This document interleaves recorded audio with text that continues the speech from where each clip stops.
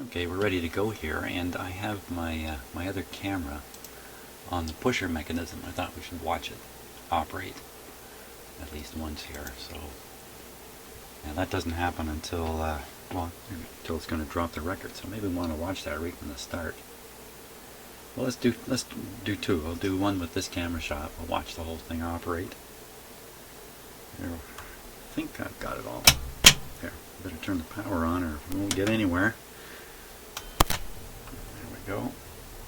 Oh, it's already in motion. It's trying anyway. Gotta help it a bit here.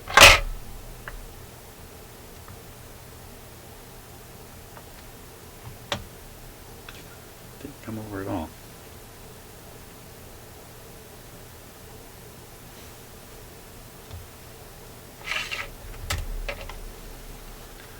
Let's try it again. We'll just watch this pusher mechanism operate. I think it's working just fine, but it might be kind of fun to watch. Okay, here we go again.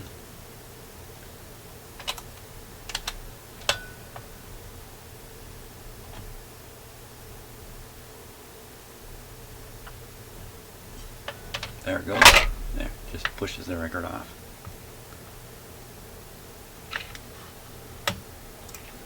This time the tone arm did come over. There's no needle on it, it's barely touching the record, so I'll move it by hand. Now you can imagine right about here it starts pushing that trigger mechanism. As it pushes slowly,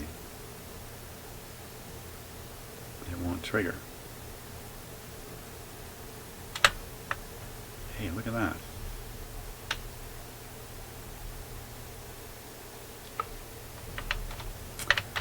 Isn't that something? It triggered that time.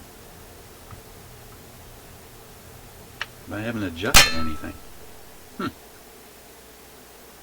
Well, maybe just not cleaning up and then exercising it and maybe talking about it, making it feel warm and fuzzy, has fixed it.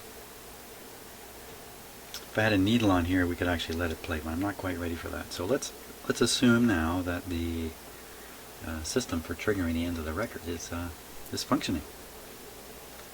Now our next problem is lack of traction. We still have lack of traction on this. And as the motor tries to push the mechanism, it's stalling. Now it could be stalling because the motor's actually coming to a halt. The spinning motor's actually stopping.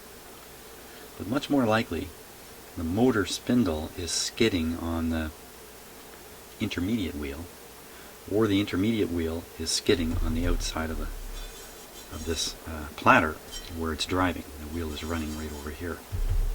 Or both of those, because we know the wheel was in rough shape. I had to grind quite a bit off of it.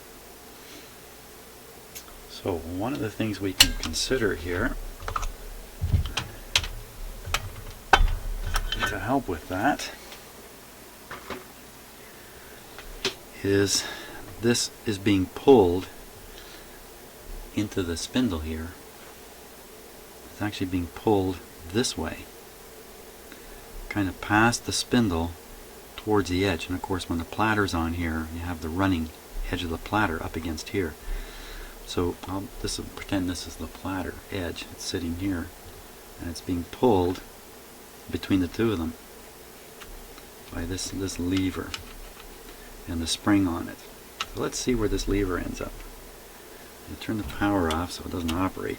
We turn it on. Watch here. Okay, so right there it begins to engage with that other lever. And now it's pulling. I can feel it pulling on my finger. And it locks right there. Until you finally turn it off, then it releases.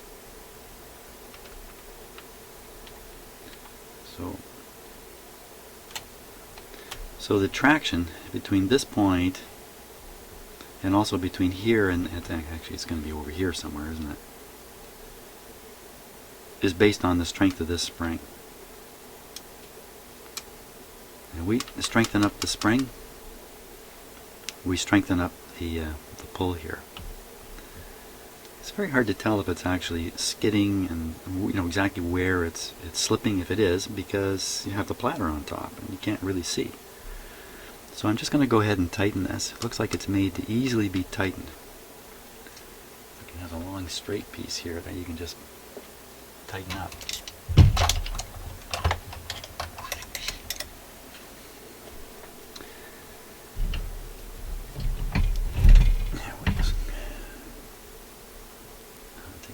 Look to show you what I'm talking about here.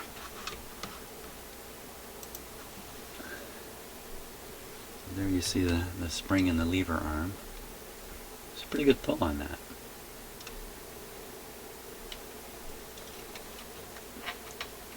It's just bent around there.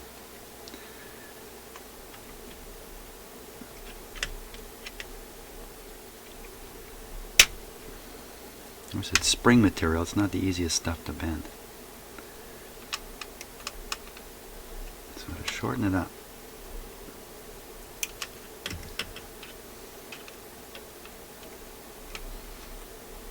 I'm going to remove it. I don't want it to come off the other end, or that's just another problem to fix up. I want to change the bend to, let's say, here. Okay, so we'll bend it, and then we got to straighten out this part. Bend it some more here.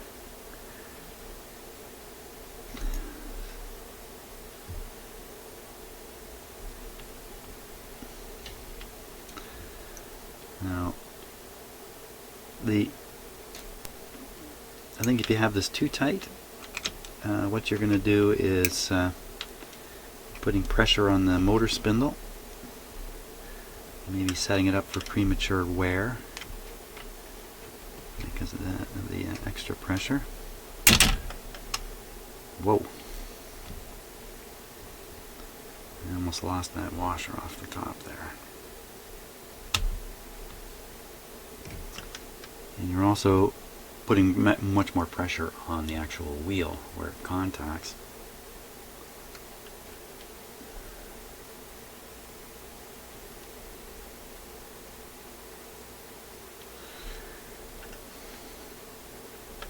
I guess if you shorten it up enough, when the player is turned off, there, like this. No, see, it's completely released. I was going to say maybe you shorten it up enough it stays in contact, but in fact it's just completely loose under here. You don't want it to sit in contact or you're going to get those bumps.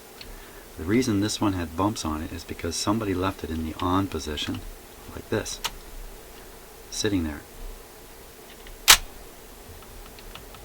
So, one of the easy ways to tell if your intermediate wheel, or idler as some people call it, I used to call it, is not free, is when you think the player is off, you should be able to spin the platter. It should just turn totally freely. If there's a restriction, either the mechanics are still engaged or this is still under pressure. All good turntables release this pressure here. Okay, so we've increased that. That'll probably overcome any slippage that was there before. Let's give it a test here.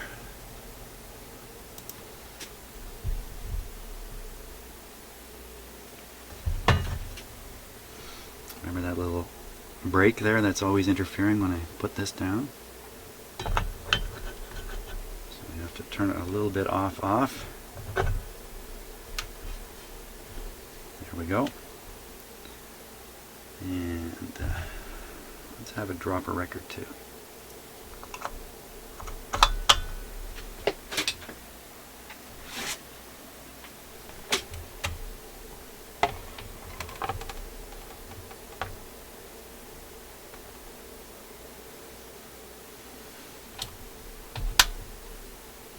We're on 33. Power on.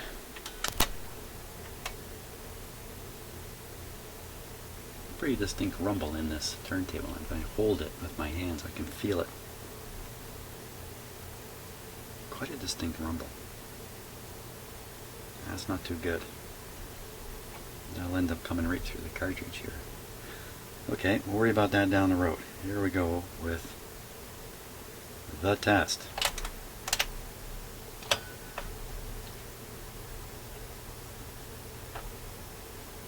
Better, much better, much better. I don't know why it does that. Seems like it rejects every first record here.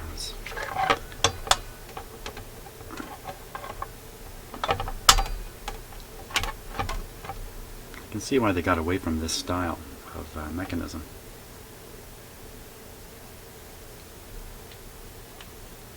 Okay, we'll try her again. Hands off.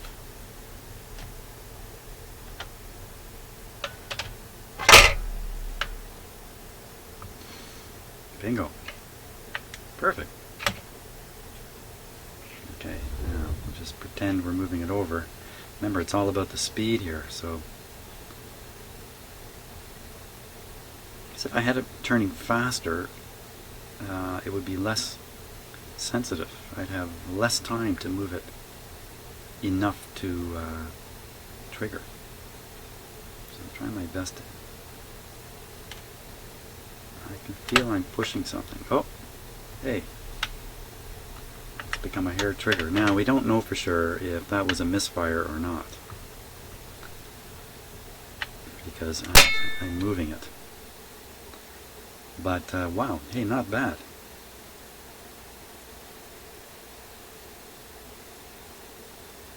Let's give it another go here. This time I'll fake the record here. Turntable's still laboring.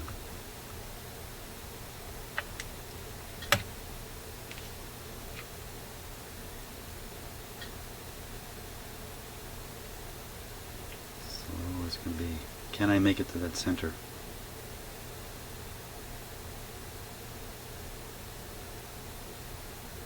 I have to let it go around and push the pusher. For the pusher to push. Now see, you know what it is? I'm just not smooth enough.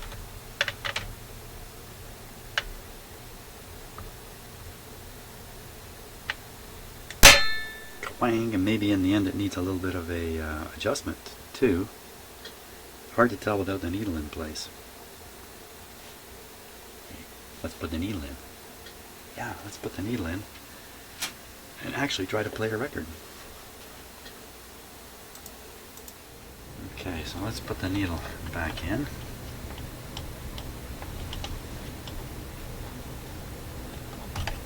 Okay, I don't want to fiddle with it upside down and I can't see clearly. It's a bit of a delicate operation. There.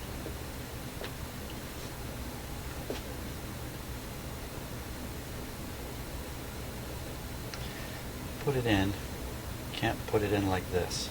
It's very hard to put it in like this because of that shape there. It's going to slip under the clip much easier.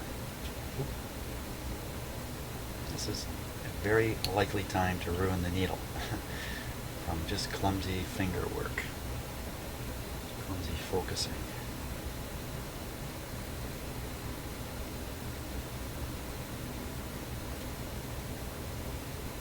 I thought I'd show you how easy this is to do, but there we go. Long playing. Slow focus. Yeah, I don't like autofocus. My application here. There we go. Lock them in. He's pretty heavy. He's pretty darn heavy, and I see why. The weight has fallen off the back here. I've lost the weight. Totally lost the weight.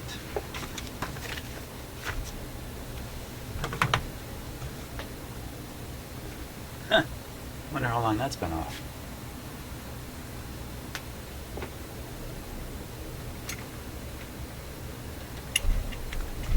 Okay, gotta go hunt down the weight.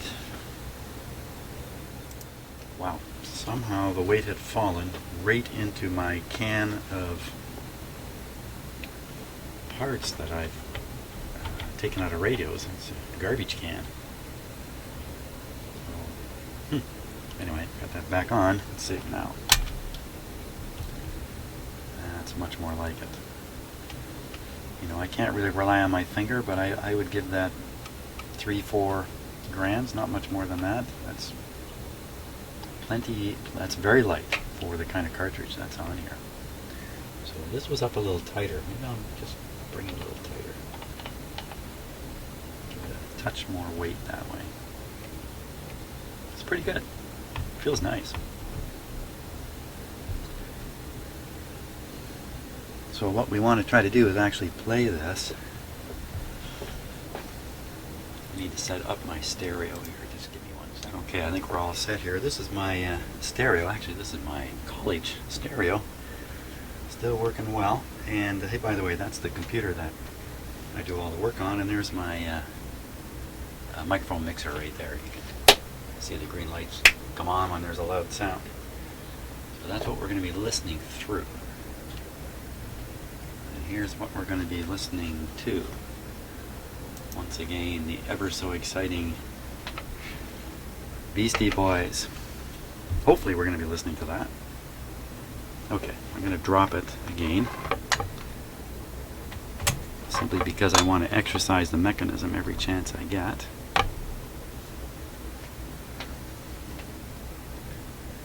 But before I do that, I'm going to show you a video experiment. Okay, so you see on my video shot how washed out all this is over here. Watch this, like magic. I just throw something white on here. Look at that. So what I have to become conscious of here as a video maker, which our eyes are so excellent at all this stuff, is I have to keep recognizing when the bulk of the field of view in the camera is black or white. The either extreme means the other can't be seen. So if there's too much white, black things just disappear into a total black hole. If there's too much black, white things get too white. So yeah, so I'm hey, I'm learning. Here we go. I have the volume turned up a little bit on the stereo, but I'm not sure how loud it's going to be. And we're on 33. Everyone's fingers are crossed.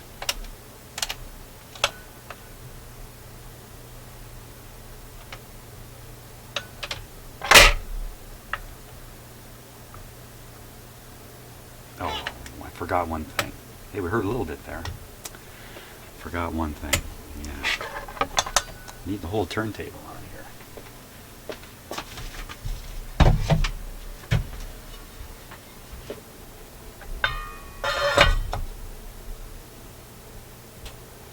This is going to make it work the mechanism better with the extra momentum in here. One sec.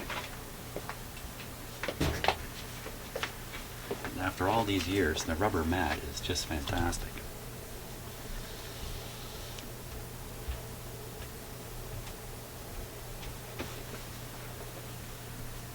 Now the needle's going to hit the record.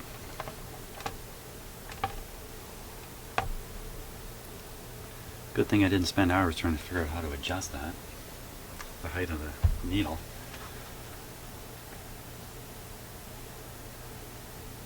Okay, we're all set to go again. Beastie Boys in the morning. Who can beat it?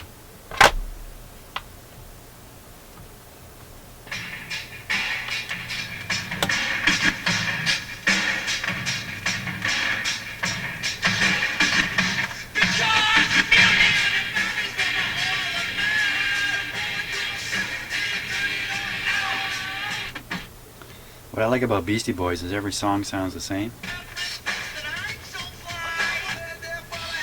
See, if I played that on, say, 16, it would sound just like the first song.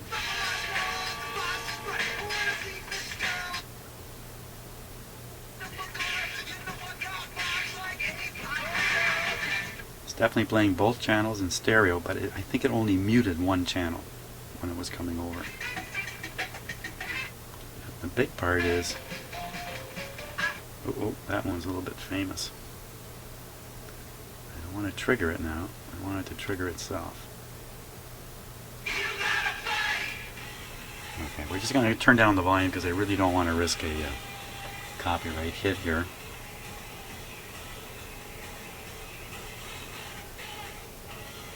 Put a little further. Ah! See, I went a little too far. I think it's working fine. It's just I moved it too far in that instant there. Wow! Well, I think we got it going 100%. I'm going to find a much more interesting record to play here. Okay, so I have no idea how this is going to go. But look at this record. Anybody ever seen a record like that? This came in a National Geographic magazine when I was a kid.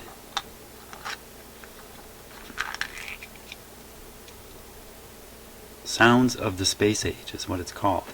And I'm going to operate it on manual because this can't come over and feel the record. I can't put it on the stacker here. It's a flimsy, thin piece of plastic. But I'm really going to get a gas out of hearing this. Now it's a 45. I think it's a 45. It's the size of, no, it's a 33. It's a 33, a very small one.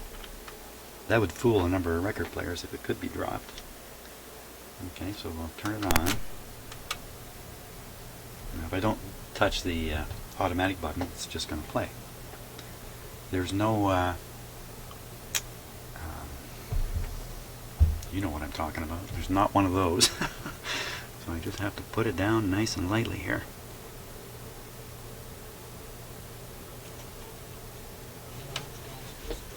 Steps onto the moon. Man's triumphant adventure.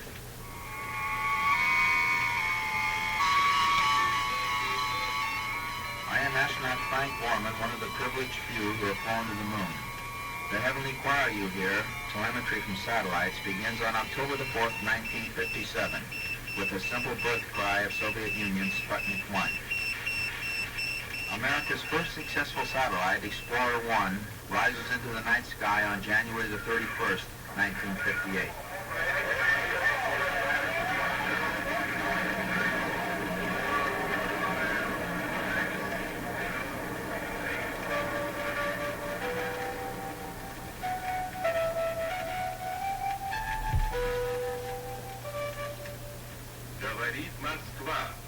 Radio Moscow, April 1961.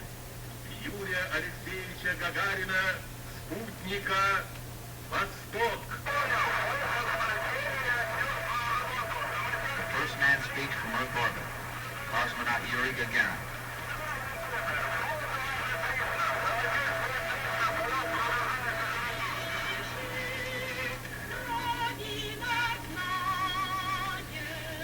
His people and the world sing his praises while America waits and waits. 40 seconds and holding. May 5th, 1961. The flight of astronaut Alan B. Shepard finally counts down to zero. Liftoff. All right, liftoff and the clock has started. This is Freedom 7. The fuel is go. All systems are go. What a beautiful view. Within 3 weeks, President John F. Kennedy defines the challenge. Before this decade is out, of landing a man on the moon and returning him safely to the Earth. And in full view of the world, accepting failure with success, thus millions watched breathlessly on February the 20th, 1962, as America makes its first attempt to orbit a man. T-minus 18 seconds and counting engine start. You have firing signal. Good Lord, ride all the way. Godspeed, John Glenn. Roger, we're underway. After 3 orbits, John Glenn's capsule streaks toward the Atlantic. Ship 7, a real fireball outside. I can hear you loud and clear. How you doing? My condition is good, but that was a real fireball, boy. In 1963, Russia orbits a woman cosmonaut, Valentina Tereshkova. With America's Gemini craft of 1965 and 1966, the moon comes closer as men maneuver, rendezvous, dock, and walk in space. June the 3rd, 1965. Ed White paces off 6,000 Earth miles through the sky. Okay, I'm out. Okay, now. I'm going to the mountain now. One of my other books. It's beautiful. I feel like $1 million. This is the greatest experience I've just delivered. What, flight director says anything? The flight director says get back in. Yeah, what are you ready for? To be forward, get back in. Then tragedy. Not in space, but on the ground. On January the 27th, 1967, during a pre-flight test for the first Apollo mission, a fire takes the lives of Virgil Grissom, Edward White, and Roger Chapman. Russia, 3 months later, mourns cosmonaut Vladimir Komarov, killed during re-entry by a parachute failure. Not until December 1968 does man fly to the moon.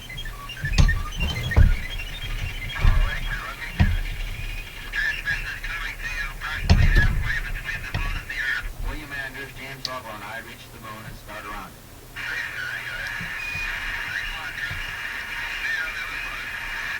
The world waits. We've heard nothing yet. We've got it. Apollo 8 now in lunar orbit.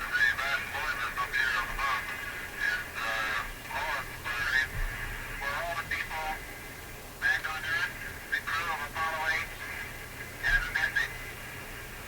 In the beginning, God created the heaven and the earth. Our Christmas is leading to Earth, the first verse of the Genesis. And from the crew of Apollo 8, we close with good night, good luck, a Merry Christmas, and God bless all of you on the good earth.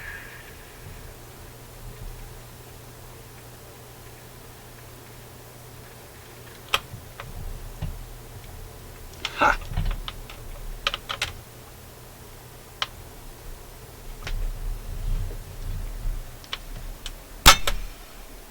Fantastic. And I love listening to that. I remember all those events that it was talking about there. I remember all of it. I remember those poor astronauts getting burned. And mostly what I remember is how brave Americans were to even attempt this. Very exciting time. I loved being a kid in the 60s. Thank you. All of you Americans, about half my viewers are Americans, by the way. And thank you for a wonderful childhood of excitement watching the whole space program go. Fantastic. You know, that was kind of the organizing principle of, excuse me for getting a little political, that was like the organizing principle of the United States back at that time. To move forward towards science. What the heck has happened? That's all I can say, man. I'm in a little country here. There's only 35 million of us, and we just can't get up enough oomph to launch our own complete space program. Now, we do have a lot going on in my country, but we can't do what you guys can do down in the States, so come on. Stop being so scared and get back to space and all that exciting, wonderful stuff that human beings can do. Okay, I'm off my soapbox now. So that was wonderful. I was totally surprised that this record sounded that good after all these years, and this has just been traveling along with me. Look, you can see where I ripped it out of the magazine. I didn't do a very good job of it. And anyway, fantastic. I really enjoyed listening to that. And fantastic. The whole record player worked perfectly. Wonderful. Cartridge is working. It's a little raspy, and that's probably because of a worn needle. So I think the next stage is we're going to take a look at the needle and the condition of it. But wonderful news here all around.